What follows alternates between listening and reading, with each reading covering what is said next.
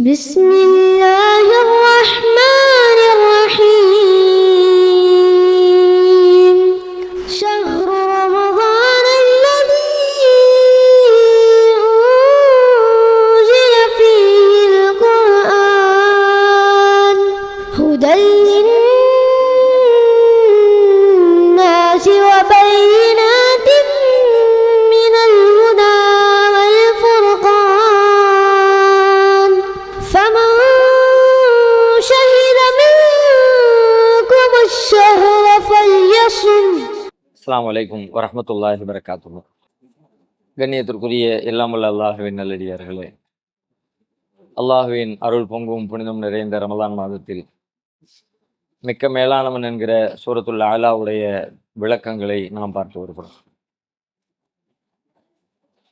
அதிலே நேற்றைய தினம் சப்யஹ் என்கிற சொல்லில் இருக்கிற சட்டங்களை எவ்வாறு புரிந்து கொள்வது, அதுபோல திருக்குர்ஆனில் ஏனைய இடங்களில் வரக்கூடிய வசனங்களை எவ்வாறு புரிந்து கொள்வது என்பது குறித்த சட்டம் குறித்த செய்திகளை நம்ம கடைசியாக பார்த்தோம். மீண்டும் ஒருக்கு அதை நினைவுபடுத்திக்கிறதா இருந்தால், குர்ஆனில் கட்டளை வாக்கியங்களில் வரக்கூடிய விஷயங்களை அது கட்டாயமாக செய்ய வேண்டியது என்று புரிந்து கொள்வது எதை வைத்து புரிந்து கொள்வது? குர்ஆனில் வரக்கூடிய கட்டளை வாக்கியங்களை, அல்லாஹ்வுடைய ஆர்டர்களை இது கட்டாயம் செய்ய வேண்டியது அப்படின்னு புரிஞ்சுக்கிறதா இருந்தால் எதை வைத்து புரிந்து கொள்வது? அதை செய்யாவிட்டால் தண்டனை என்று சொல்லப்பட்டால் அது கட்டாயமாக செஞ்சு ஆகணும் என்று அதை விளங்கிக்கலாம். குர்ஆனில் கட்டளை வாக்கியங்களில் வரக்கூடிய விஷயங்கள் இது கட்டாயமானதல்ல, அனுமதி, விரும்பினால் செய்து கொள்ளலாம் என்று சொல்லக்கூடிய விஷயத்தை எதை வைத்து புரிந்து கொள்வது? தடை இருந்து தடைக்கு பிறகு வருமானால் அது அனுமதி என்கிற அர்த்தத்தில் புரிந்து கொள்ளலாம். கட்டளை வாக்கியங்களில் இருக்கிற விஷயங்களை செயல்படுத்தக்கூடாது என்று எதிர்மறையாக புரிந்து கொள்வது என்றால் எதை வைத்து புரிந்து கொள்வது?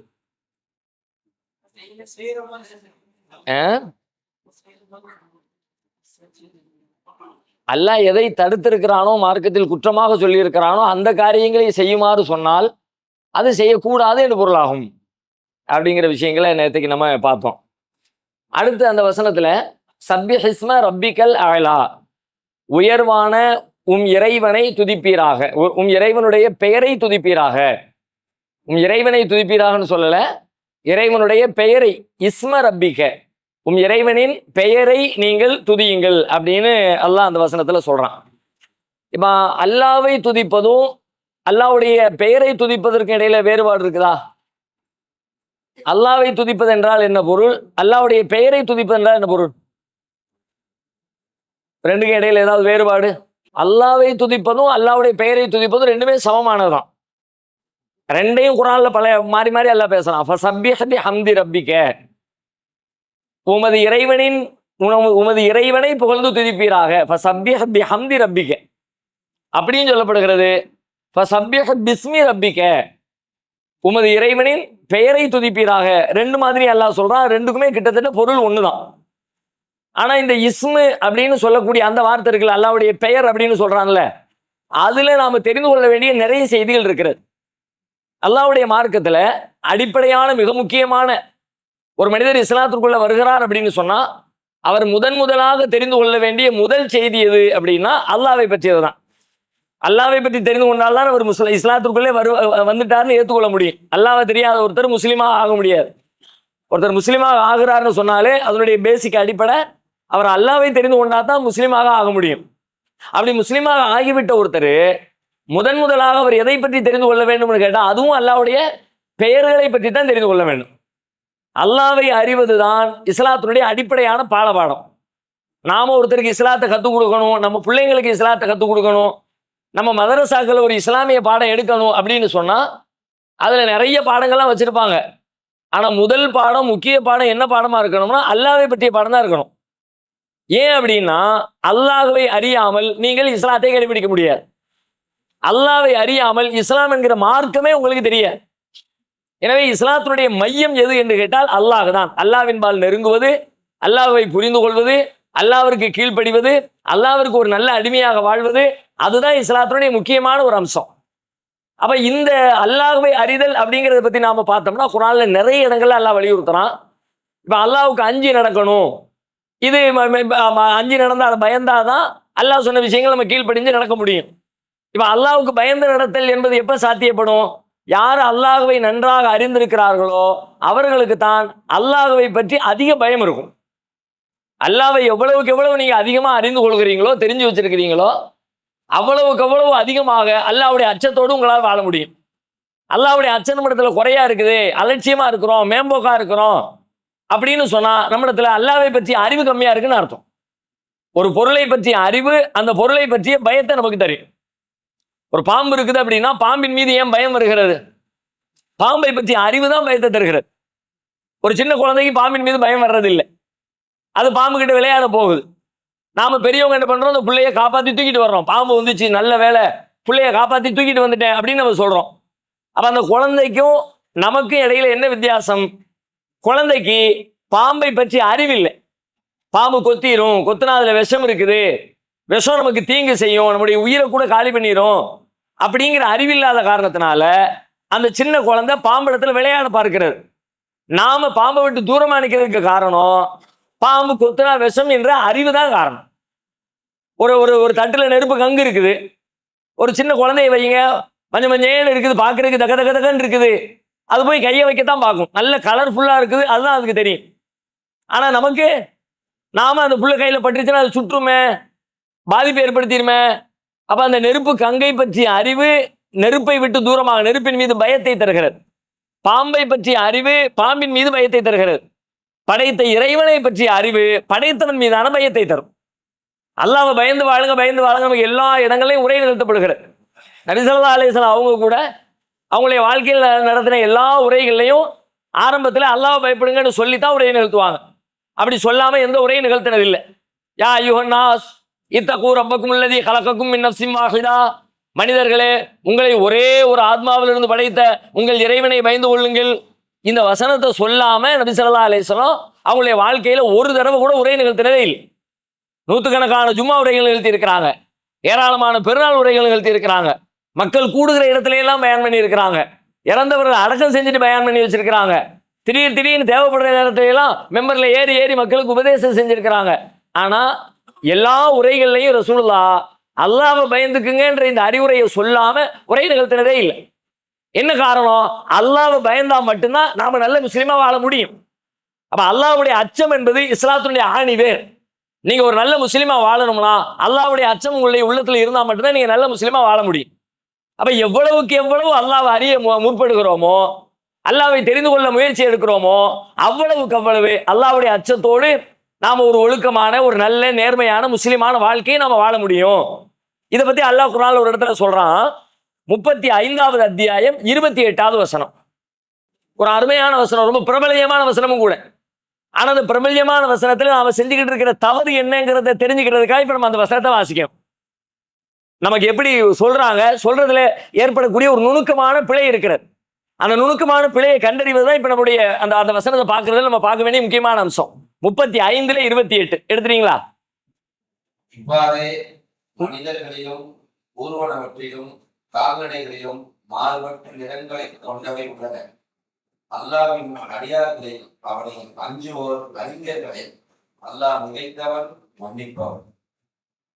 என்ன புரியுது இதுல? இந்த வசனம் சொல்லக்கூடிய கருத்து என்ன விளங்குதா? அல்லாஹ்வுடைய அடியார்களில் இன்னமா யக்ஷல்லாஹ மின் இபாதிஹில் உலமா, அல்லாஹ்வுடைய அடியார்களில் அவனை அஞ்சக்கூடியவர்கள் யார் என்றால் அறிவாளிகள் தான், உலமாக்கள் தான், அறிவாளிகள் தான் அப்படின்னு அல்லாஹ் சொல்றான். அப்போ அல்லாஹ்வுடைய அச்சம் வரும். இது ரொம்ப சிம்பிளா ஒரு செய்தியை நமக்கு சொல்லிடுச்சு. நம்ம முதல்ல சொன்னோம்ல, அல்லாஹ்வை எவ்வளவு தூரம் நீங்க அறியறீங்களோ அவ்வளவு தூரம் அல்லாஹ் பயப்படுவீங்கன்னு. அல்லாஹ் இதை சொல்லிட்டான். அல்லாஹ்வுடைய அடியார்கள்ல அல்லாஹ்வை யார் பயப்படுவானா, யாரு அல்லாஹ் அறிஞ்சு வச்சிருக்காங்களோ, அறிவுடையவங்களா இருக்கிறாங்களோ அவங்க தான் அல்லாஹ்வை பயப்படுவாங்க. ஓகே, இப்போ அறிவாளிகள் மொட்டையா இருக்கிறார். நம்ம என்ன சொல்றோம்? அல்லாஹ்வை பற்றி அறிவுன்னு சொல்றோம். அல்லாஹ்வை யார் அறிஞ்சிருக்கிறாங்களோ அவங்க தான் அல்லாஹ்வை பயப்படுவாங்க. ஆனா இந்த வசனத்துல நீங்க பாருங்க, அல்லாஹ்வை அறிந்தவர்கள் வரல. இன்னமா யக்ஷல்லாஹ மின் இபாதிஹில் உலமா, உலமாக்கள்லாம் வெறுமனே மொட்டையா இருக்குது. அறிவாளிகள் அல்லாஹ்வை பயப்படுவாங்க. அப்ப அறிவாளிகள் அப்படின்னு எடுத்துக்கிட்டா அல்லாவை அறிந்தவனா இருக்கணும்னு கட்டாயம் என்ன இருக்குது? எவ்வளவோ அறிவாளிகள் இருக்கிறாங்க உலகத்துல, பெரிய விஞ்ஞானிகள் இருக்கிறாங்க, ஒவ்வொரு துறை சார்ந்த அறிவாளிகள் இருக்கிறாங்க. இப்ப எல்லா அறிவாளிகளையும் இந்த வசனம் குறிக்கத்தானே செய்யும். அப்படி குறிக்குமான்னு கேட்டா அப்படி குறிக்கிற மாதிரி அந்த வசனத்தினுடைய மேல கீழே சேர்த்து பார்த்தீங்கன்னா அப்படி குறிக்கிற மாதிரி தெரியுது. உதாரணமா இதுக்கு மேல் வசனத்தை நீங்க படிச்சீங்கன்னு வைங்க, இந்த அறிவாளிகளுக்கு ஒரு டெஃபினேஷன் சொல்லப்படுகிறது. அல்லாஹ்வுடைய அடியார்கள் அறிவாளிகள் அல்லாஹ் பயப்படுவாங்க. அறிவாளினா எதை அறிஞ்சவன்? மேல வசனத்தை பார்த்தீங்கன்னா அலம் தர அன்னல்லாஹ அன்ஸல மினஸ் ஸமாஇ மாஅன் ஃபஅக்ரஜ்னா பிஹி ஸமராத்தின் முக்தலிஃபன் அல்வானுஹா வ மினல் ஜிபாலி ஜுததும் பீதும் வ ஹும்ரும் முக்தலிஃபன் அல்வானுஹா வ கராபீபு சூது. மேல அல்லாஹ் பேசுறான், அலம் தர அன்னல்லாஹ, நீர் அறியவில்லையா? அன்னல்லாஹ அன்ஸல மினஸ் ஸமாஇ மாஅன், வானத்திலிருந்து அல்லாஹ் தண்ணீரை இறக்கி வைக்கிறான். ஃபஅக்ரஜ்னா பிஹி ஸமராத்தின் முக்தலிஃபன் அல்வானுஹா, அதன் மூலமாக மாறுபட்ட நிறங்களை கொண்ட கனிவர்க்கங்களை அல்லாஹ் உற்பத்தி செய்து கொடுக்கிறானே, அதை நீங்கள் பார்க்கவில்லையா?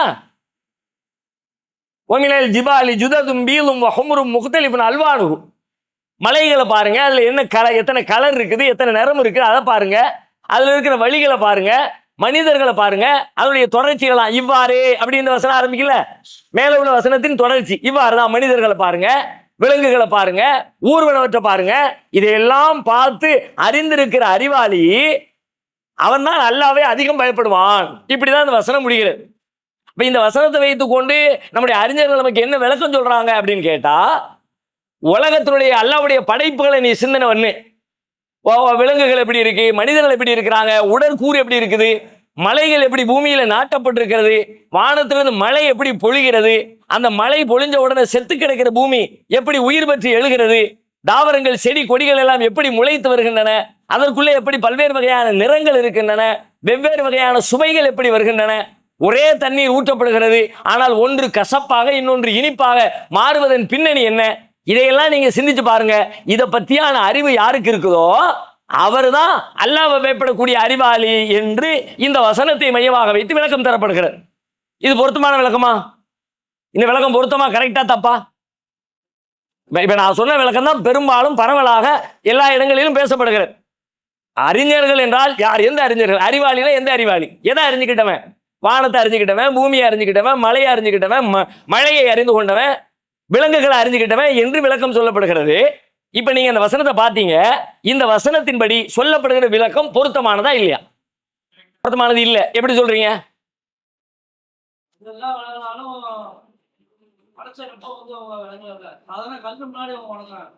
இந்த வசனத்திலிருந்தே நீங்க விளக்கம் சொல்லணும்.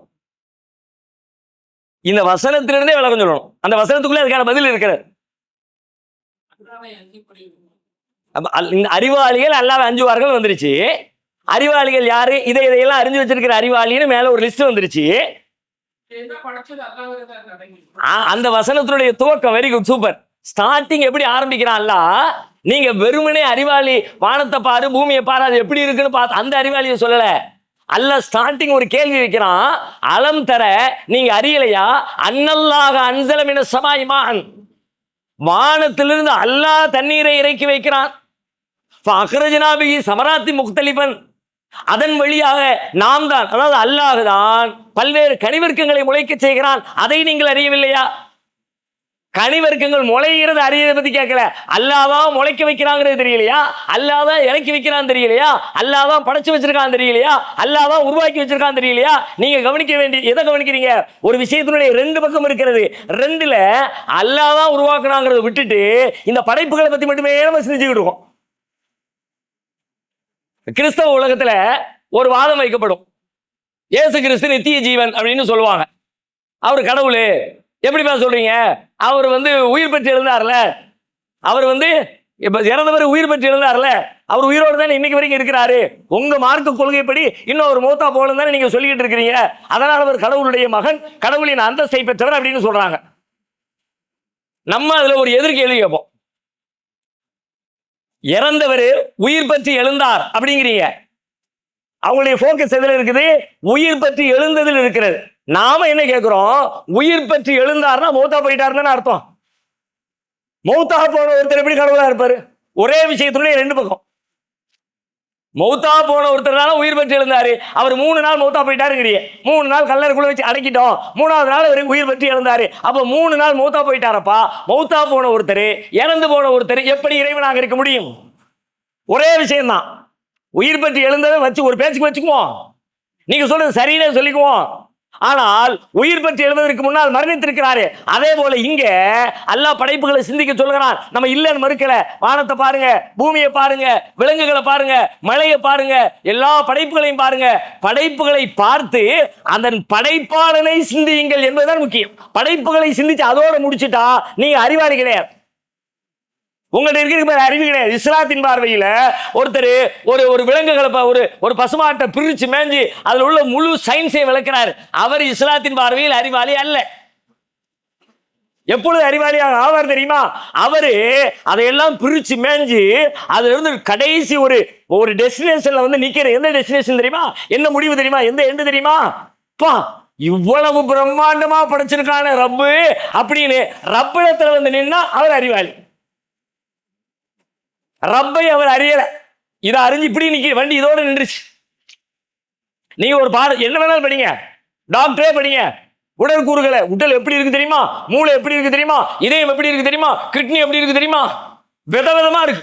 ஒன்னுலையும் மனிதன் ஆச்சரியப்படுகிற 1000 செய்திகள் இந்த உடம்புக்குள்ள இருக்கிறது. அல்லாவே சொல்றான், ஒஃபி அன்ஃபுசிக்கும், உங்களுக்குள்ளே பல சான்றுகள் இருக்கிறது, சிந்தித்து பார். மனுஷன் சிந்திக்க ஆரம்பிக்கிறான். சிந்திச்சா பிரமிக்க வைக்குது. எவ்வளவு பெரிய பிரமாணம் தெரியுமா?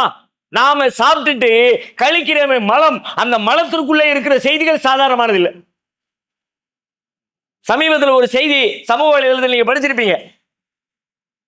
ரஷ்ய அதிபர் விளாடிமிர் புதின் வெளிநாட்டுக்கு போயிட்டு, ஏதோ ஒரு நாட்டுக்கு போயிட்டு அவர் தன்னுடைய ரஷ்யாவுக்கு திரும்புகிற நேரத்தில் அப்ப அந்த செய்தி சமூக வலைதளத்தில் பரவலாச்சு. என்னன்னு கேட்டா, அவருடைய பாதுகாப்பு அலுவலர்கள், மெய்காப்பாளர்கள் சூட்கேஸ்ல எடுத்துக்கொண்டு அப்படி தூக்கிக்கிட்டு பிளைட்ல கூட சேர்ந்து ஏறுறாங்க. என்னத்தமா தூக்கிக்கிட்டு ஏறுறாங்க? வேற ஒண்ணும் இல்லை, அவர் கழித்த மலத்தை எடுத்துக்கொண்டு செல்கிறார்கள்.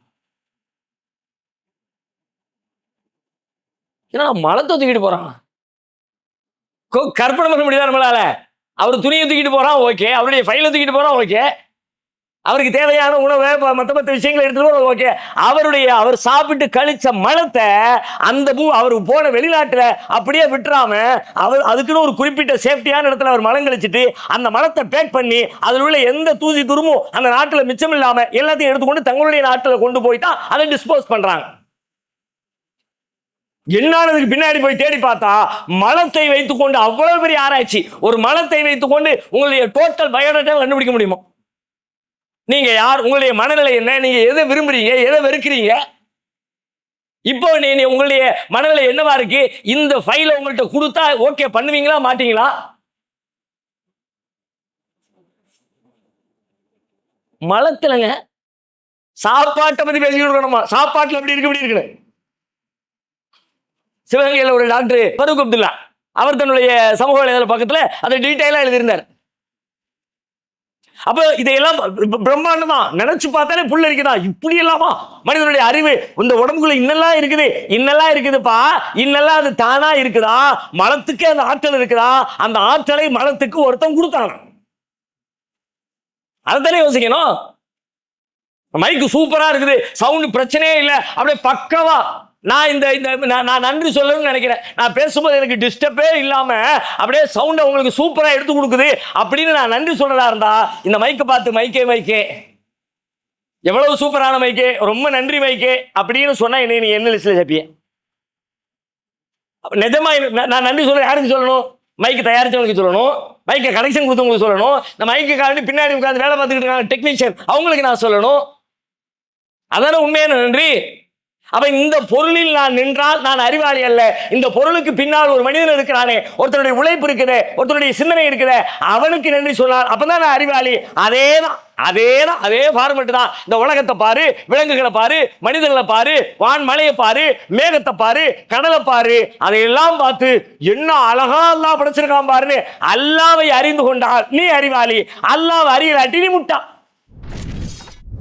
நமது தாருஸ்ஸலாம் வாழ்வியல் பயிற்சி மையத்தில் இஸ்லாத்தை கற்க வருவோருக்கு உணவு, தங்குமிடம், ஹத்னா, அபிடவிட் மற்றும் பெயர் மாற்றம் உள்ளிட்ட அனைத்தையும் செய்து கொடுக்க நபர் ஒருவருக்கு ரூபாய் 15,000 செலவாகிறது. இறையருளால் அதற்குரிய வாய்ப்பும் வசதியும் பெற்றவர்கள் ஒருவருக்கோ இருவருக்கோ தம்மால் இயன்றவருக்கு பொறுப்பேற்று இப்பணியில் தம்மையும் இணைத்துக் கொள்ளுமாறு அன்போடு கேட்டுக்கொள்கிறோம். இம்மையின் மூலம் மறுமையை வெல்லும் மகத்தான பணிகள் தொடர உங்கள் துஆக்களை கேட்கிறோம். சிந்தனை, செயல், பொருளாதாரம் உள்ளிட்ட அனைத்து வித ஒத்துழைப்பையும் உங்களிடம் எதிர்பார்க்கிறோம். உங்களுடைய ஜகாத் மற்றும் நன்கொடைகளை கீழ்கண்ட வங்கிக் கணக்கில் அனுப்பவும்.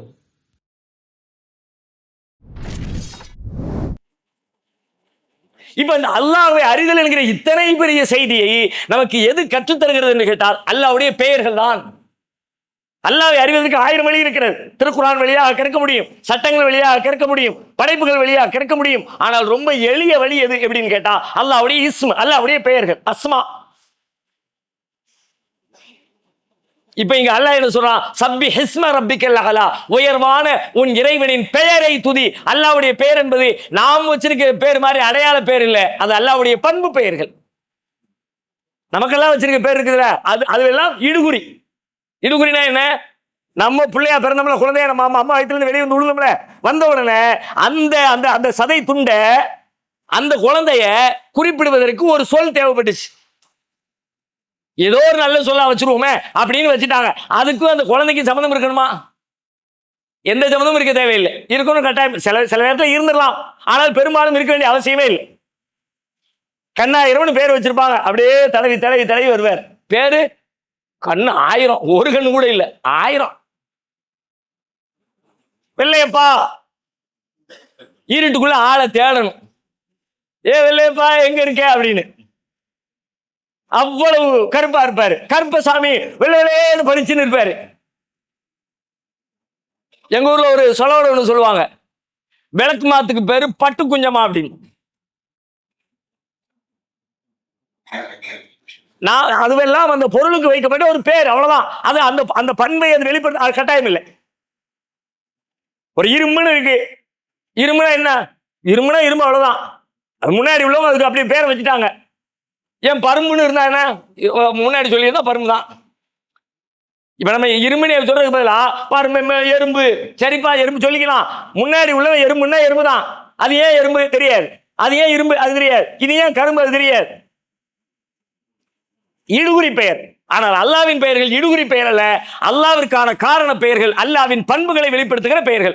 அல்லாஹ்வே ஒரு அடியான் அறிந்து கொள்வதற்கு அல்லாவின் பண்புகள் ரொம்ப எளிய வழி. கஷ்டப்பட்டு சிந்திக்க தேவையில்லைப்பா. அல்லாஹ் தன்னை பத்தி சொல்லுவான், இன்னல்லாஹ் தஆலா சமீர், இன்னல்லாஹ் தஆலா பசீர், இன்னல்லாஹ் தஆலா ஹபீர். அல்லாஹ் பார்க்கிறான், அல்லாஹ் கேட்கிறான், அல்லாஹ் கவனிக்கிறான், அல்லாஹ் அள்ளி கொடுக்கிறான். அல்லாஹு ரஸாக், அல்லாஹு வஹாப், அல்லாஹு ஜப்பார், அல்லாஹு கஹார். ஒவ்வொன்றையும் நீங்கள் படிக்க படிக்க படிக்க அல்லாஹ்வோடு நெருங்குவீங்க, அல்லாஹ்வை தெரிஞ்சுக்குவீங்க, அல்லாஹ்வுக்கு நல்ல அடியானா மாறுவீங்க. அல்லாஹ்வுடைய பெயர்கள் அல்லாஹ்வை நெருங்குவதற்கான எளிய வழி. சப்பி ஹிஸ்ம ரப்பிக்கல் அலா, உம் இறைவனின் பெயரை துதி அப்படின்னு சொன்னா அல்லாஹ்வுடைய பெயர் நமக்கு வழங்கப்பட்டிருக்கிற பேர் அருட்கொடைகளில் உண்டு. சாதாரண விஷயம் இல்லை. நாம சும்மா சாதாரணமா அல்லாஹ்வுடைய பேரை சொல்லிட்டு போயிடறோம். ஆனா பேர் அருள். அல்லாஹ் தன்னுடைய பேரை நமக்கு சொல்லாம இருந்திருந்தா அல்லாஹ் பத்தி நமக்கு பல விஷயங்கள் தெரிஞ்சிருக்காது. அப்ப ஒரு முஸ்லிமாக வாழ்வதற்கு அல்லாஹ்வின் பெயர்கள் அத்தியாவசியமானது. இப்ப நீங்க அல்லாஹ்வை தஸ்பீஹ் செய்யறதுக்கு அல்லாஹ்வுடைய பேர் தேவை. அல்லாஹ்வுடைய பேர் அதை நீங்க ஃபுல்லா அல்லாஹ்வுடைய பேரை பார்த்து படிச்சு சிந்திச்சு உள்வாங்கிக்கிட்டு சுப்ஹானல்லாஹ் சொல்லுங்க, சுப்ஹானல் அலீம்னு சொல்லுங்க, சுப்ஹானல் ஜப்பார்னு சொல்லுங்க, சுப்ஹானல் கஹார்னு சொல்லுங்க. அந்த கஹாரை விளங்கிக்கிட்டு அல்லாஹ் சுப்ஹானல்லாஹ் தஸ்பீஹ் பண்ணுங்க. அப்படியே உள்ளத்திலிருந்து வரும். அதை விளங்கல, அந்த சொல்லு உங்களுடைய உள்ளத்துல அதனுடைய அர்த்தம் உங்க மண்டையில இறங்கல, நம்ம எப்போதும் வளமையா இப்ப செஞ்சுக்கிட்டு இருக்கோம். சுப்ஹானல்லாஹ் சுப்ஹானல்லாஹ் சுப்ஹானல்லாஹ் தான் கடகடா கடகடா கடகடா ஓடும். என்ன பாய்தா அது தெரியாது. அதனால என்ன அப்படி சொல்றதுனால அல்லாஹ்வுடைய கண்ணியம் கூடுதா, நம்முடைய நன்மை கூடுதா? ஒண்ணும் கிடையாது. ஏன்னா அல்லாஹ் அப்படி மந்திரம், அல்லாஹ்விடத்துல மந்திரம், அல்லாஹ்வுக்கு மந்திரம் தேவையில்லை. அல்லாஹ்வின் பெயர்கள் வழியாக என் மனம் மாற வேண்டும், என் சிந்தனை மாற வேண்டும், என் வாழ்வு மாற வேண்டும், என் பேச்சு மாற வேண்டும். அது அல்லாஹ்வுடைய பேருக்கு நமக்கு இடையில அவ்வளவு பெரிய கனெக்ஷன் இருக்கு. அதனாலதான் நீங்க பாருங்க, முதல்ல நபிகளாருக்கு அல்லாஹ் அருளினான்ல ஃபர்ஸ்ட் செய்தி என்ன செய்தி? முதல் வசனம் எது? இக்ரா பிஸ்மி ரப்பிக்கல்லதி ஹலக். அறிவை தேடுகிற முதல் பணி அல்லாஹ் கட்டளை எடுக்கிறான். இக்ரா பிஸ்மி ரப்பிக்கல்லதி ஹலக். படின்னு நிப்பாட்டல, அல்லாஹ்வுடைய பெயரால் படி. அல்லாஹ்வுடைய பெயர்ல உன்னுடைய படிப்பு, அறிவு, ஞானம், சிந்தனை எல்லாம் அல்லாஹ்வின் பெயரில் இருந்து புறப்படுக்கட்டும். நம்ம பிள்ளைங்களுக்கு சின்ன வயசுல சொல்லி கொடுக்குறோம், அத்தா சொல்லு, அம்மா சொல்லு, அல்லாஹ் சொல்லி கொடுங்க. அல்லாஹ் என்று சொல்வதற்கு முன்பே அம்மா என்று சொன்னவனா அந்த அந்த அந்த டைலாக் இங்க தேவையில்லை. எல்லாவற்றுக்கும் முன்னாடி எப்படி அல்லாஹ்னு சொன்னா அதுல சந்தோஷப்படுறவங்களா நம்ம இருப்போம். நாம இனவாதி அல்ல, மொழிவாதி அல்ல. ஏன்னா சமூக வலைதளத்துல நீங்க தொடர்ந்து வச்சுங்க, சில தலைவர்களுக்கு புகழாரம் எப்படி? நான் அல்லாஹ் என்று சொல்வதற்கு முன்பே அம்மா என்று சொன்னவன். அதனால பட்டம் கொடுத்துருமா உங்களுக்கு? எப்ப அம்மா பட்டம்? படைச்ச ரப்புல் ஆலமீன் பிள்ளைங்களுக்கு அறிமுகப்படுத்துவீங்களா? அல்லாஹ்வுடைய பேர் அறிமுகப்படுத்துவீங்களா? இக்ரா பிஸ்மி ரப்பிக்கல்லதி ஹலக். அல்லாஹ்வுடைய முதல் தூது செய்தியை அல்லாஹ்வின் நாமத்தால் என்று துவங்குகிறது, இறைவனின் பெயரால் என்று துவங்குகிறது. நபிகளார் சொல்றாங்க, ஒரு தடவை ஒரு அருமையான செய்தி. ரசூலுல்லாஹ் ஒரு காரியத்தை செய்யறாங்க, அதை அனுமதிக்கிறாங்க. ஆனா மக்கள் கொஞ்சம் அதை செயல்படுத்துறதுல தயங்கிக்கிட்டு, வேண்டாம அது எதுக்கு செய்யணும், அதெல்லாம் பேணுதல் இல்லை அப்படிங்கிற மாதிரி அதை விட்டு விலகுறாங்க. இப்ப நபிகளாருக்கு இந்த செய்தி கிடைக்குது. உடனே ரசூல் ஸல்லல்லாஹு அலைஹி வஸல்லம் மக்களை எல்லாம் கூட்டி ஒரு அறிவுரை சொல்ல போறாங்க. அந்த அறிவுரை இப்படி ஆரம்பிக்கிறாங்க, மா பாலு அக்வாமின். இந்த ஆட்களுக்கு என்ன ஆச்சு? யதனஸ்ஸஊன அனி ஷை அஸ்னஉஹு. நான் சில வேலையை செய்யறேன், அதை நாங்க செய்ய மாட்டோம் அப்படின்னு ரொம்ப புனிதம் மாதிரி,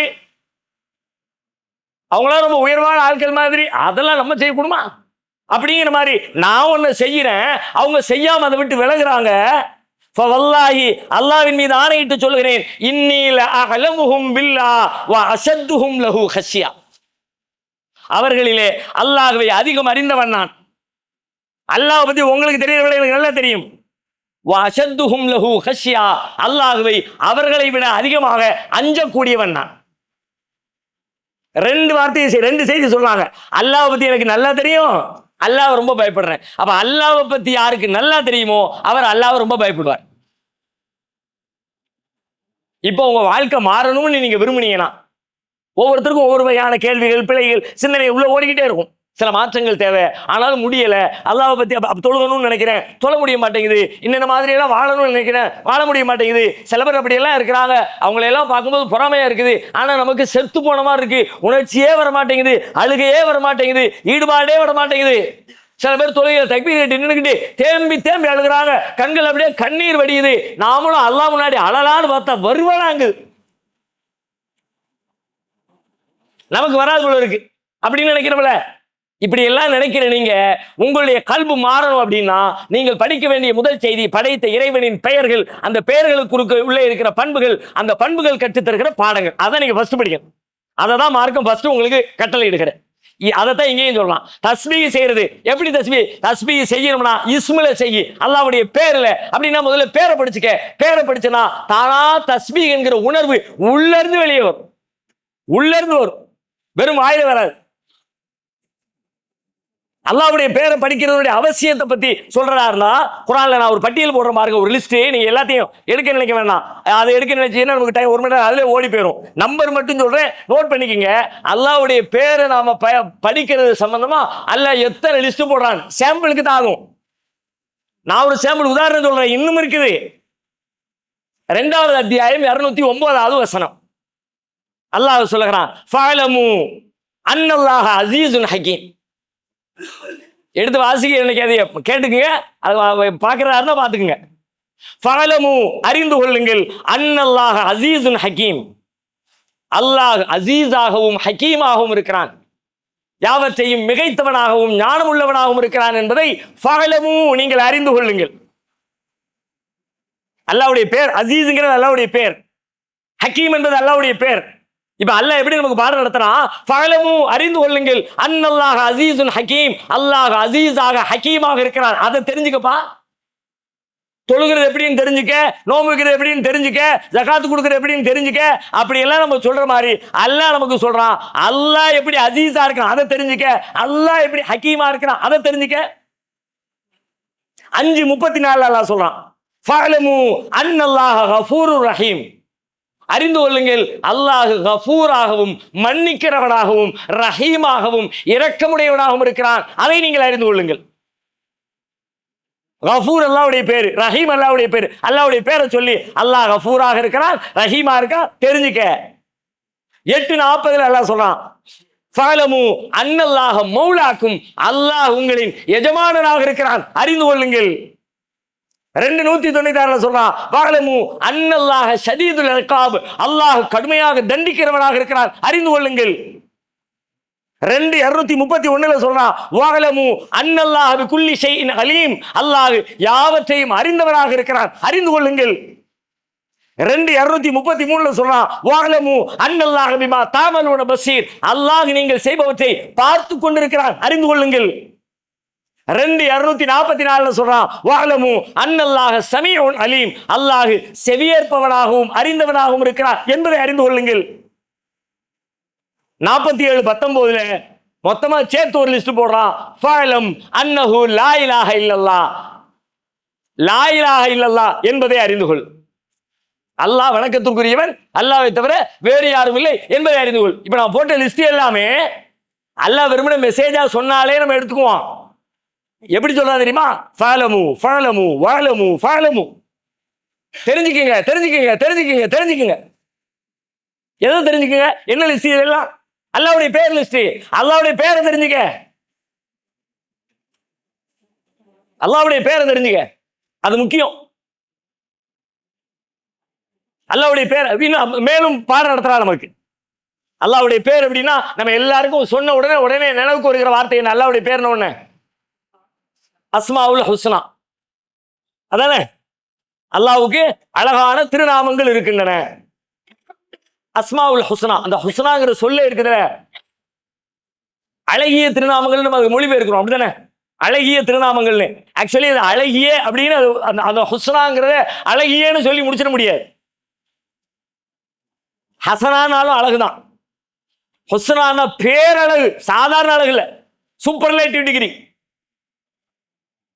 உச்சபட்சமான, இதுக்கு மேல வேற ஒண்ணுமே இல்லை. அரபு மொழியில இதுக்கு இந்த ஸ்டைல், இந்த வார்த்தைக்கு இஸ்மு தஃலீல் அப்படிம்பாங்க. ரொம்ப சிறப்பான, ரொம்ப உயர்வான பெயர், ஆக உயர்ந்த நிலை. அழகுனா அழகு, பேரழகு, அதை வர்ணிக்கிறதுக்கு வார்த்தையே கிடையாது. அப்படிப்பட்ட இஸ்முகள், அல்லாஹ்வுடைய இஸ்முகள் பேரழகு நிறைந்தவை. அப்படி அல்லாஹ்விற்கு என்று பெயர்கள் இருக்கின்றன. அல்லாஹ்வுடைய பேர் சும்மா சாதாரண நினைக்காத பேரழகு பெயர்கள். சொல்லிட்டு நமக்கு சொல்றான், அல்லாஹ்ட்ட நிறைய கேட்கிறீங்கல்ல, என்னென்னலாமோ உங்க தேவைக்கு அல்லாஹ்விடத்துல உதவி கேட்கிறீங்கல்ல, கேட்கறதுக்கு அல்லாஹ் ஒரு வழி சொல்லி தர்றான். வலில்லாஹில் அஸ்மாவுல் ஹுஸ்னா. அல்லாஹ்விற்கு பேரழகான பெயர்கள் இருக்கின்றன. ஃபதுஊஹு பிஹா. அதை கொண்டு அல்லாஹ்விடத்திலே துஆ செய்யுங்கள். 7வது அத்தியாயம் 180வது வசனம். இன்னொரு 4 இடத்துல 3 இடத்துல அல்லாஹ் சொல்றான். அல்லாஹ்வுடைய பேரழகு திருநாமங்களை பத்தி 4 இடத்துல குர்ஆன் பேசுகிறது. அதுல ஒரு இடத்துல 7:180 சொல்றான், வலில்லாஹில் அஸ்மாவுல் ஹுஸ்னா ஃபதுஊஹு பிஹா. அல்லாஹ்விற்கு அஸ்மாவுல் ஹுஸ்னா இருக்கிறது, அதை கொண்டு துஆ செய்யுங்க. இப்ப நம்முடைய துஆக்களை கொஞ்சம் யோசிங்க, நம்ம எப்படி துஆ செய்யறோம்? எனக்கு தெரிஞ்சு 2 வார்த்தைகள்ல துஆ செய்ய வாய்ப்பு இருக்கிறது. யா அல்லாஹ் எனக்கு அதத்தா, யா அல்லாஹ் இதத்தா, யா அல்லாஹ் கஷ்டத்தை நீக்கி, யா அல்லாஹ் அப்படி பண்ணு, அல்லாஹ் என்கிற பெயர். இன்னொன்னு ரப்பே ரஹ்மானே. ஆமா, அவ்வளவுதான். அதை தாண்டி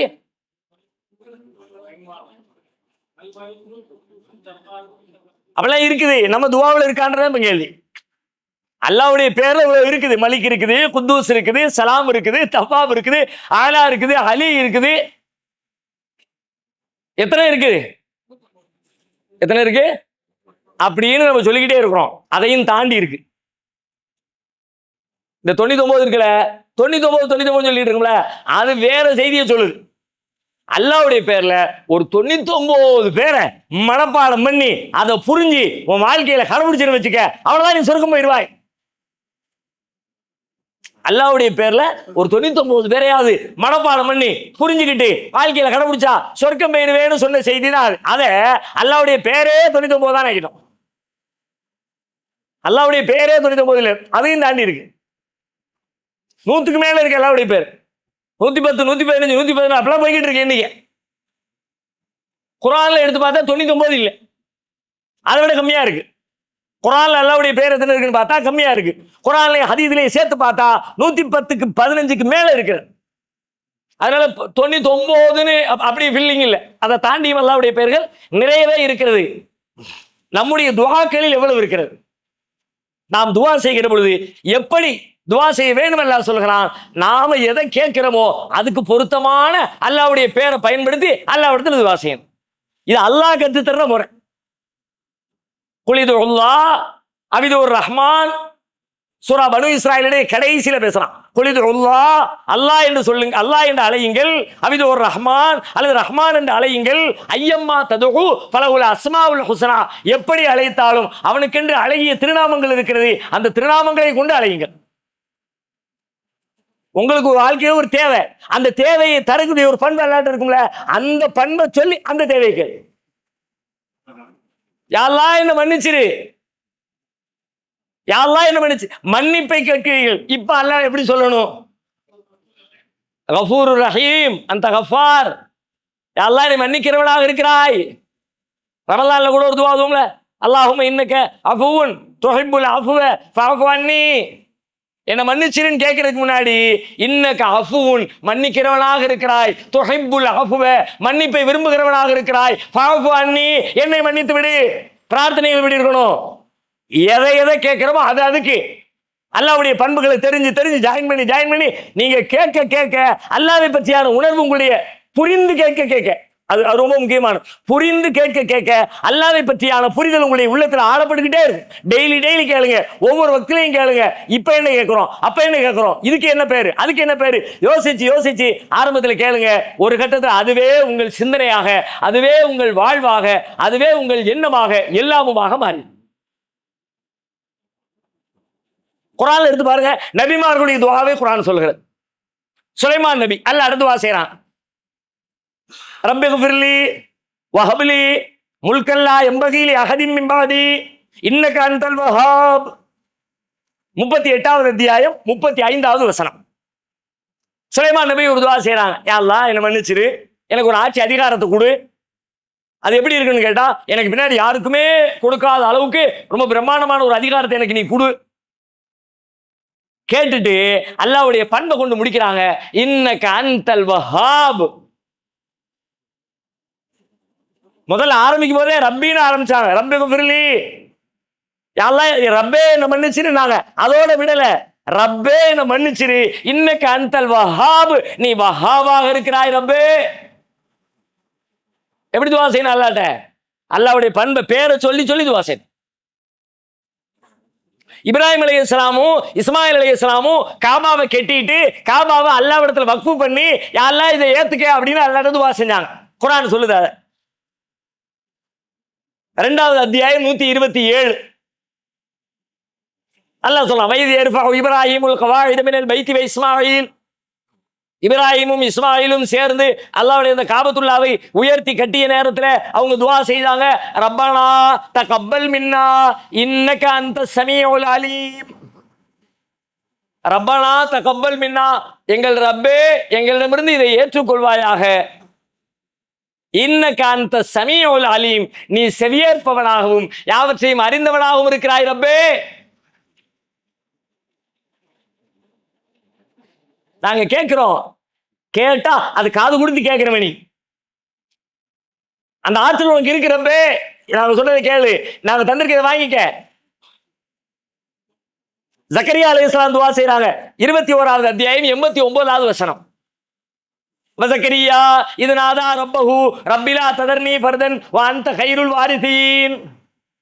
ஜக்கரியா அலைஹிஸ்ஸலாம் எதுக்கு துஆ செஞ்சாங்க?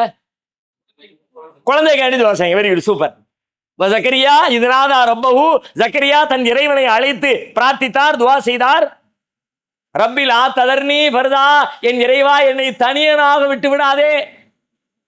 ஒத்தையில வாரிசு இல்லாம அப்படியே மௌத்தாயிராம அப்படி என்ன விட்டுறாத. வந்த கைருள் வாரிசீன், வாரிசுதாரர்களில் மிகச்சிறந்தவனாக நீயே இருக்கிறாய். வாரிசு வேணும், உலகத்துக்கே வாரிசு நீ தானே ரப்பே. எல்லாம் போன பிறகு எல்லாம் உனக்கு தானே ரப்பே. வாரிசுனா என்ன அர்த்தம்? அத்தா போன பிறகு பிள்ளைக்கு சொந்தமா அவங்கள அதான வாரிசு. இப்ப எல்லாம் போன பிறகு யாருக்கு சொந்தம்? இந்த உலகம் அல்லாஹ்வுக்கு தான் சொந்தம். அப்ப அல்லாஹ் தான் வாரிசு. ஜக்கரியா நபி சொல்றாங்க, அந்த கைருள் வாரிசீன், நீ வாரிசுதாரர்களில் சிறந்தவனாக இருக்கிறாய் ரப்பே, எனக்கு ஒரு பிள்ளைய கொடுறா அல்லாஹ். என்ன கேட்கிறாங்களோ அதுக்கு ஒவ்வொரு நபிமார்களும் இதெல்லாம் ஏன் சொல்றான் அல்லாஹ்? இதை கற்றுத்தருக்கிறான். அல்லாட்ட துவா செய்யற மெத்தேட் என்ன, எப்படி அணுகிறது, அல்லாட்ட பிரார்த்தனை பண்றது எப்படி, இப்படி கேளு. சுலைமான் நபி கேட்ட மாதிரி கேளு, இப்ராஹிம் நபி கேட்ட மாதிரி கேளு, ஜக்கரியா நபி கேட்ட மாதிரி கேளு. ஐயூப் நபியுடைய துவா ஒன்று வருகிறது. அவங்க எதுக்கு துவா செஞ்சாங்க? நோய் தீர்வதற்காண்டி. சூப்பர், நோய் தீர. அதான் அல்லாஹ் சொல்றான் 21:83 சொல்றான் சூரத்துல் அம்பியாவுல, வய்யூப இத் நாதா ரப்பஹு அன்னி மஸ்ஸனியல் துர்ரு வ அன்த அர்ஹமுர் ராஹிமீன். வய்யூப இத் நாதா ரப்பஹு, அய்யூப் தன் இறைவனை அழைத்து பிரார்த்தித்தார். அன்னி மஸ்ஸனியல் துர்ரு, யா அல்லாஹ் எனக்கு இந்த பெரிய துன்பம், இந்த நோய் வந்து என்னை தீண்டிடுச்சு ரப்பே. வ அன்த அர்ஹமுர் ராஹிமீன், நீ இரக்கம் காட்டுகிறவர்களில் எல்லாம் ஆகச்சிறந்த இரக்கமுடையவனாக இருக்கிறாய். நீங்கள் அனாதை குழந்தைகளை ஆதரிக்க விரும்புகிறீர்களா? தந்தை இழந்து தரமான உணவின்றி நல்ல உடைகளின்றி சரியான வழிகாட்டுதலின்றி அனாதைகளாக வாழும் இந்த குழந்தைகளுக்கு உதவும் கரங்கள் தான் தாருல் இல்ம் உதவும் கரங்கள். அல்லாவின் உதவியால் 2010 10 குழந்தைகள் என்று ஆரம்பிக்கப்பட்ட இந்த உதவும் கரங்கள் சமூகத்தில் கவனிப்பாரற்று அதிகரித்து வரும் அனாதை குழந்தைகளை கருத்தில் கொண்டு தற்போது 160 குழந்தைகளுக்கு மேல் பொறுப்படுத்தி செயல்பட்டு வருகிறது. இவர்களின் கண்ணீரை துடைத்திட நீங்கள் தாராளமாக உதவுங்கள். உங்கள் ஜகாத் மற்றும் சதக்காவை அனுப்ப வேண்டிய முகவரி தாருல் இல்ம், நம்பர் 64, பார்த்தசாரை தெரு, பழைய வண்ணாரப்பேட்டை, சென்னை 21. வெப்சைட் தாருல் இல்ம் hh.com. தொடர்புக்கு 9840725020 9600055060.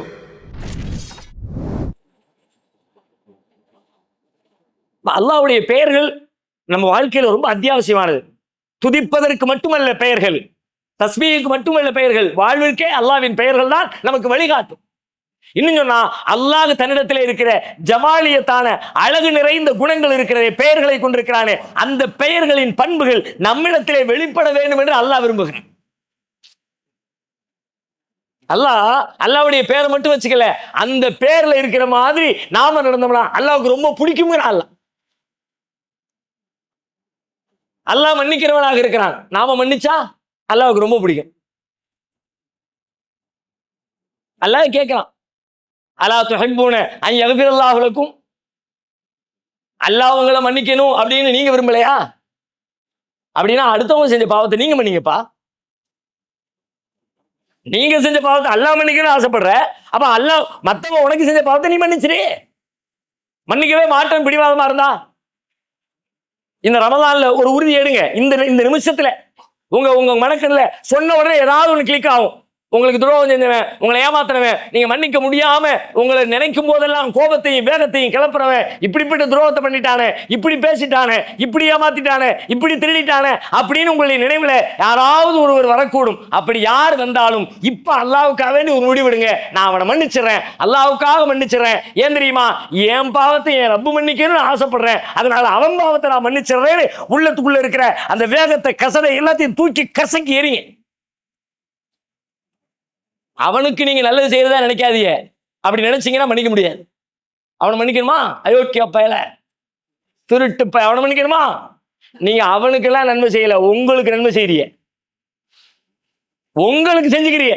உங்களுக்கு நன்மை வேணும், உங்களுக்கு அல்லாஹ்விடத்தில் மன்னிப்பு வேணும், அப்ப செய்யுங்க. உங்களுக்கு தேவைன்னா செய்யுங்க. சுயநலம் தான் இது, பொதுநலம் இல்லை, பிறர் நலம் இல்லை, இது உங்கள் நலம்.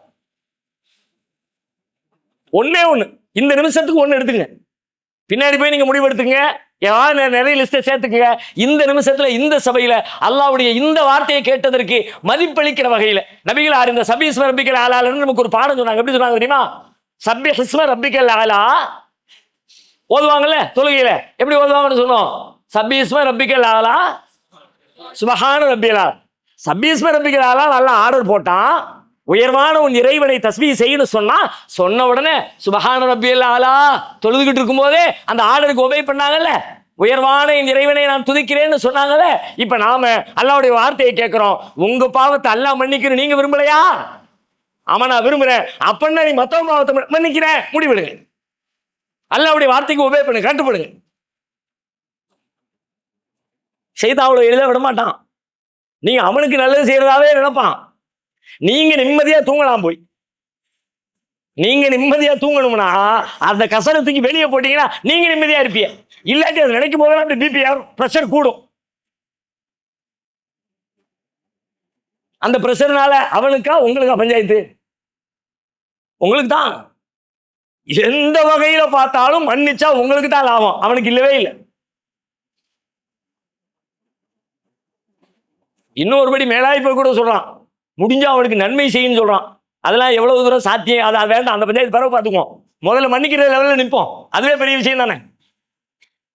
இப்ப அல்லாஹ்வுடைய பண்புகளை, ஜமாலியத்தான அழகு நிறைந்த அல்லாஹ்வின் பேரழகு பண்புகளை அல்லாஹ் மனிதனிடத்தில் எதிர்பார்க்கிறான். அல்லாஹ் வஹ்ஹாபாக இருக்கிறான், அள்ளி கொடுக்கிறவனாக இருக்கிறான். நீங்கள் அள்ளி கொடுப்பதை அல்லாஹ் விரும்புகிறான். அல்லாஹ் ரஹீமாக இருக்கிறான், இரக்கமுடையவனாக இருக்கிறான். நீங்கள் பிறரிடத்திலே இரக்கம் காட்டுவதை அல்லாஹ் விரும்புகிறான். நபிகளார் சொல்றாங்க, இர்ஹமூ மன் ஃபில் அர்ல் யர்ஹமுக்கும் மன் ஃபிஸ் ஸமா. பூமியில் இருப்பவர்களிடத்திலே நீங்கள் இரக்கம் காட்டுங்கள், வானத்தில் இருக்கிறவன் உங்களுக்கு இரக்கம் காட்டுவான். இன்னல்லாஹ்கான ஹலீமன் கஃபூரா, அல்லாஹ் சகிப்புத்தன்மையுடையவனாக இருக்கிறான். நீங்க சகிச்சுக்குங்க. அல்லாஹ்வுக்கு ரொம்ப பிடிக்கும். வல் காதிமீனல் கைஸ வல் ஆஃபீன அனின் நாஸ், கோபத்தை மென்று விழுங்குவார்கள். கோபம் வந்த உடனே பட்டு பட்டு வார்த்தைகளை விட்டு, அவன் செஞ்சது தப்பு தான், இல்லைன்னு மறுக்கல, தப்பு தான், அவங்களுக்கு தான் மிஸ்டேக் இருக்கிறதுனால தண்டிக்கணும்னா நீங்க எத்தனை மிஸ்டேக் செஞ்சிருக்கிறீங்க, அதுக்கெல்லாம் உங்களுக்கு தண்டனை கொடுத்தா நீங்க ஒத்துக்குவீங்களா? வல் காதிமீனல் கைஸ், கோபத்தை மென்று விழுங்குங்க. நீங்க அடுத்தவங்க கோபத்தை மென்று விழுங்கினா நீங்க ஒருத்தருக்கு தப்பு செஞ்ச உடனே அவனை அல்லாஹ் விழுங்க வைப்பான். அப்ப நீங்க நினைப்பீங்க, நல்ல மனுஷன்யா, எங்க திட்டிடுவானோ அடிச்சிருவானோ நினைச்சேன், ஒன்னும் சொல்லல. அதே மாதிரி நீங்க நடந்தீங்கன்னா உங்களை பத்தி அவன் சொல்லுவான்ல, உங்க வேலைக்காரன் சொல்லுவாங்கல்ல, உங்க நண்பன் சொல்லுவாங்க, உங்க ஒய்ஃப் சொல்லுவாங்கல்ல, உங்க கூட பிறந்தவன் சொல்லுவாங்கல்ல. நீங்க சொல்லலாட்டி அல்லாஹ் வேற யாரை கொண்டு உங்களை சொல்ல விட மாட்டான். நீ திட்டுனால வாங்கு, இன்னொருத்தன் போய் எங்கேயோ கங்காணாத இடத்துல எப்படியா செருப்படி வாங்கிட்டு வா. பக்கத்து அக்கம்பக்கத்தில் உள்ளவனுக்கு தெரியாம இருக்கலாம், ஆனா உனக்கு தெரியும்ல, வாங்கின அடி மனசுக்குள்ள கொடைன்னு போட்டு கொடையும்ல. அப்ப அல்லாஹ்வின் பெயர் இதுல இப்ப நாம் கவனிக்க, இந்த வசனத்திலிருந்து நாம சொல்ல வருகிற செய்தி, சப்பிஹ் இஸ்ம ரப்பிக்கல் அலா, உயர்வான உன் இறைவனின் பெயரை துதி என்று அல்லாஹ் சொல்லுகிறான். பெயர் என்பது துதித்ததற்கு மட்டுமல்ல, சிறப்பாக துதிக்க வேண்டும் என்றால் அல்லாஹ்வின் பெயர்களை நாம் சிறப்பாக அறிந்து வைத்திருக்க வேண்டும்.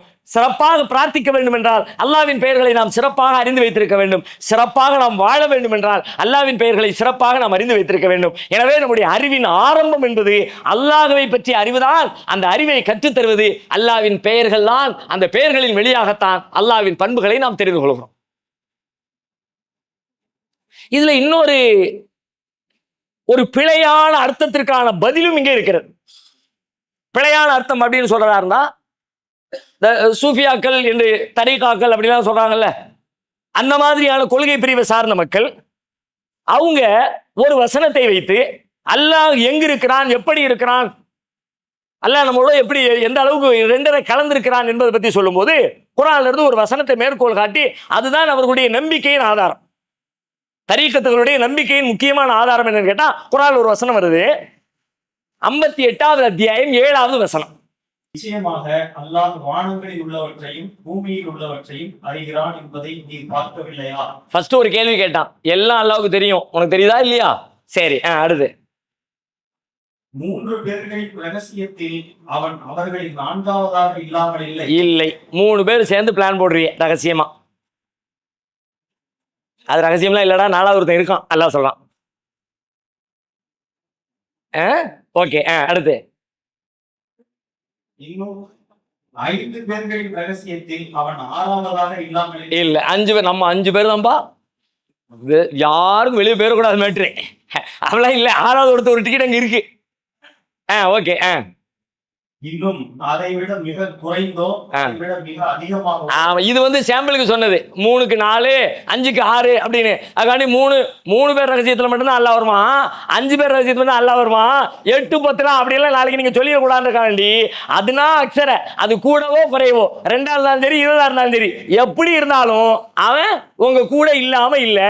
ஓகே, அடுத்த வாசிங்க. அவர்கள் எங்கிருந்தாலும் அவன் அவர்களுடன் இல்லாமல் இல்லை.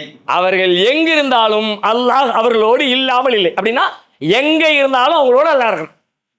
இதே மாதிரி கருத்துப்பட வேற வசனங்கள் வருகிறது. வேற சில வசனங்கள்ல வஹுவ மஅக்கும் ஐனமா குன்தும், நீங்கள் எங்கிருந்த போதும் உங்களோடு அல்லாஹ் இருக்கிறான். இன்னொரு வசனம் சொல்லுகிறது இன்னல்லாஹ மஅஸ் ஸாபிரீன், அல்லாஹ் பொறுமையாளர்களோடு இருக்கிறான். பொறுமையாளர்களோடு இருக்கிறான், அவங்களோடு இருக்கிறான். இன்னல்லாஹ மஅல்லதீன தக்கவ், அல்லாஹ் தக்வாதாரிகளோடு இருக்கிறான், ரகசியம் பேசுகிறவர்களோடு இருக்கிறான். நீங்கள் எங்கிருந்தாலும் அங்கு இருக்கிறான், பொறுமையாளர்களோடு இருக்கிறான், தக்வாவுடையவர்களோடு இருக்கிறான், அவர்களோடு இருக்கிறான். அப்படின்னா நம்ம கூட அல்லாஹ் இருக்கான். ஓகே தானே, கரெக்ட் தானே? இந்த நம்ம கூட அல்லாஹ் இருக்கான்னு அவங்களும் சொல்றாங்க. யாரு? இந்த சூஃபிகள் தரீகாவாதிகள் சொல்றாங்களா? நம்ம கூட அல்லாஹ் இருக்கான், அல்லாஹ் இங்கதான் இருக்கான். கரெக்டா தானே சொல்றாங்க? கரெக்டா தான். அவங்க சொல்றது தப்பா சரியா? சரியா தப்பா? எப்படி புரிஞ்சுக்கணும்? அப்போ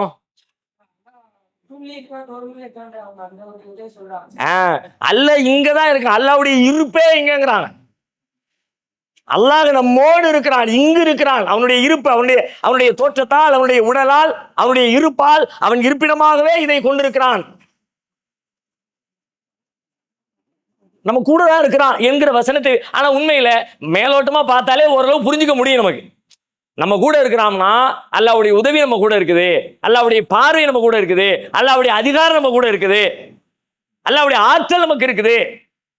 அல்லாஹ் நம்ம பக்கம் இருக்கிறான், அதுதான் அதனுடைய பொருளே தவிர நிஜமாக அல்லாஹ் இங்கு இருக்கிறான் என்பது பொருள் அல்ல.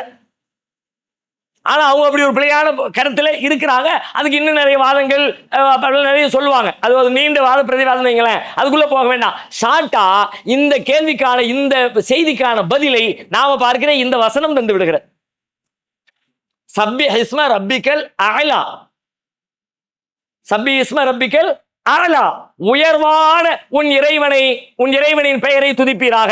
அல்லாஹ் உயர்வானவன். உயர்வு என்று சொல்வது அல்லாஹ்வுடைய இடத்தால், அதிகாரத்தால், கண்ணியத்தால், பார்வையால், ஆற்றலால், எல்லாவற்றிலும் அல்லாஹ் உயரத்திலே இருக்கிறான். அல்லாஹ்வுடைய இருப்பு உயரத்துல தான், அல்லாஹ்வுடைய இருப்பு கீழே இல்லை.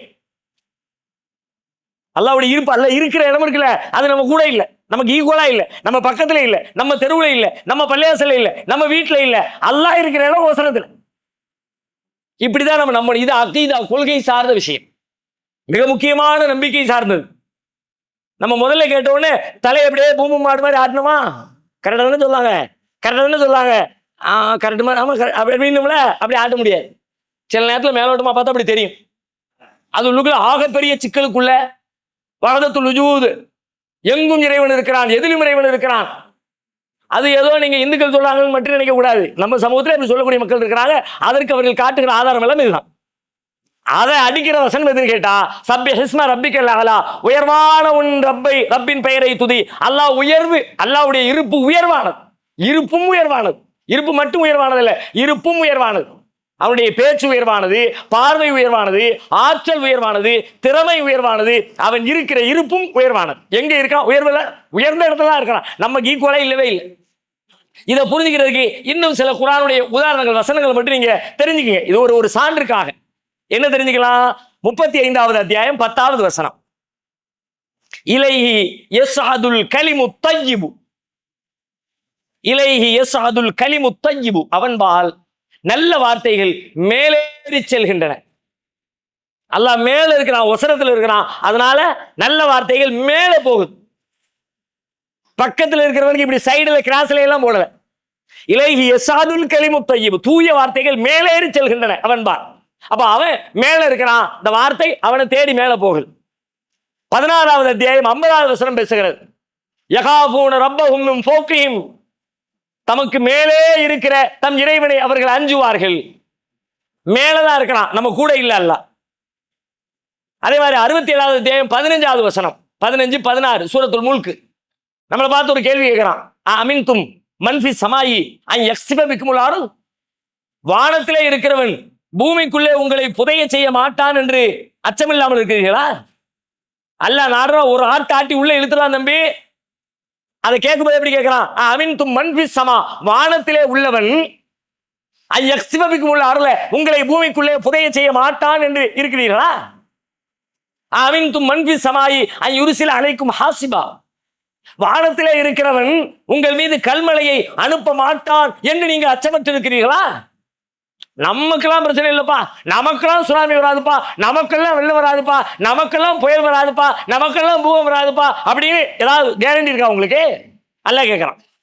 இதை கேட்கிற கேள்வி, அந்த கேள்வியில் ஒரு நியாயம் இருக்கிறது. அந்த கேள்விக்குள்ளே நாம பார்க்கிற நியாயம் என்னன்னு கேட்டா, வானத்தில் இருக்கிறவன் பூமியில் உங்களை இப்படி செய்ய மாட்டான்னு நினைக்கிறியா?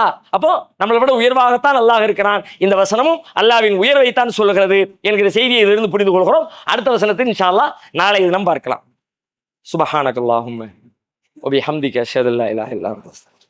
இனிமே சுபஹானகல்லாஹ் சொல்லும்போது அந்த சுபஹான உங்களுடைய மனதிற்குள்ள சொல்லிலும் கவனத்திலும் ஒரு புத்துணர்ச்சியை கொடுக்கணும் இன்ஷா அல்லாஹ்.